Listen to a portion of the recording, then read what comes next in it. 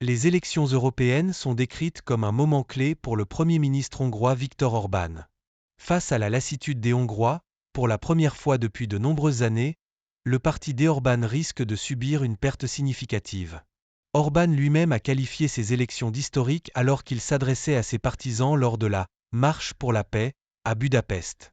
Notre pays ne peut rester en dehors de la guerre que si les électeurs hongrois soutiennent le gouvernement.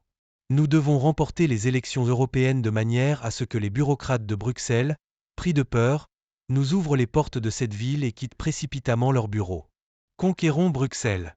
Pas d'immigration, pas de problème de genre, pas de guerre. Est le slogan que Orbán utilise dans cette campagne.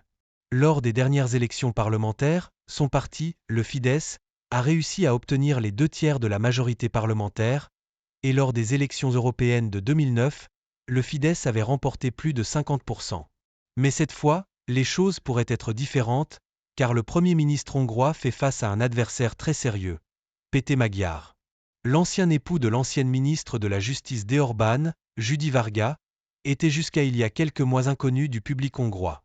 Depuis février de cette année, l'avocat de 43 ans a connu une ascension fulgurante sur la scène politique du pays, mobilisant des dizaines de milliers de personnes dans les rues contre Orbán. Avec son parti conservateur TISA, Respect et Liberté, il a réussi à obtenir entre 25 et 30% dans les sondages, ce qui est perçu avec beaucoup d'intérêt par les analystes politiques. Ils décrivent cela comme une situation totalement nouvelle, affirmant que voir quelqu'un sortir de nulle part et obtenir soudainement un soutien aussi massif en défiant le détenteur du pouvoir n'est jamais arrivé dans la politique hongroise.